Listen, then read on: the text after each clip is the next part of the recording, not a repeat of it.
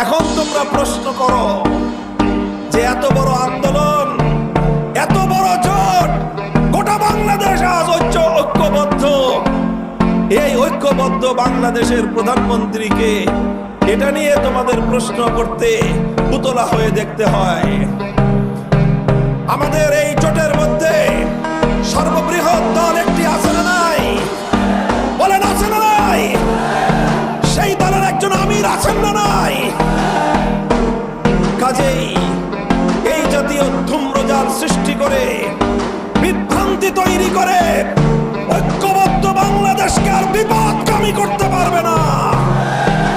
আমরা বলতে চাই 10 দলীয় যে ঐক্য গঠিত হয়েছে কোন একক নেতার নেতৃত্ব প্রতিষ্ঠার জন্য নয়।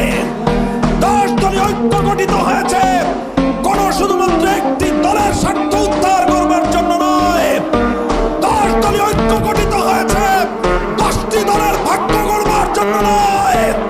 10 দলীয় ঐক্য গঠিত হয়েছে বাংলার মানুষের ভাগ্য করবার জন্য। 10 দলীয় ঐক্য নির্বাচন করছে নিজের দলকে প্রতিষ্ঠা করবার জন্য নয়। 10 দলীয় ঐক্য নির্বাচন করছে বাংলার মানুষের ভাগ্য পরিবর্তন করবার জন্য। তাই আমরা বলতে চাই আমাদের 10 দলের পক্ষ থেকে যেখানে যাকে প্রার্থী করা হয়েছে সে কোন একক দলের প্রার্থী নয়, এমনকি সে শুধু 10 দলের প্রার্থী নয়, সে নিপীড়িত বাংলার জনগণের, আপামর জনগণের মনোনীত প্রার্থী। ডক্টর শফিকুল ইসলাম মাসুদ একটি অপার সম্ভাবনাময় মেধাবী মুখ। সে শুধু বাউফলের কৃতি সন্তান নয়, সে শুধু পটুয়াখালীর সন্তান নয়, সে আগামী বাংলাদেশের অন্যতম এক উজ্জ্বল নক্ষত্র।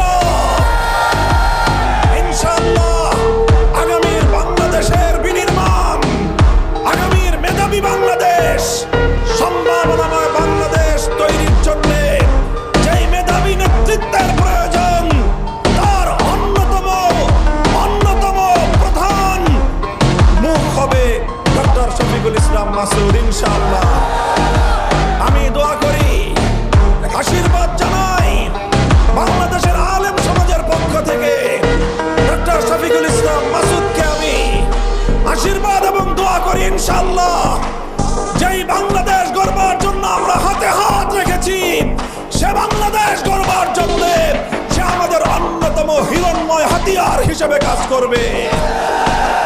আমি ডক্টর শফিকুল ইসলাম মাসুদের হাতে ন্যায়ের প্রতীক, ইনসাফের প্রতীক, দাড়ি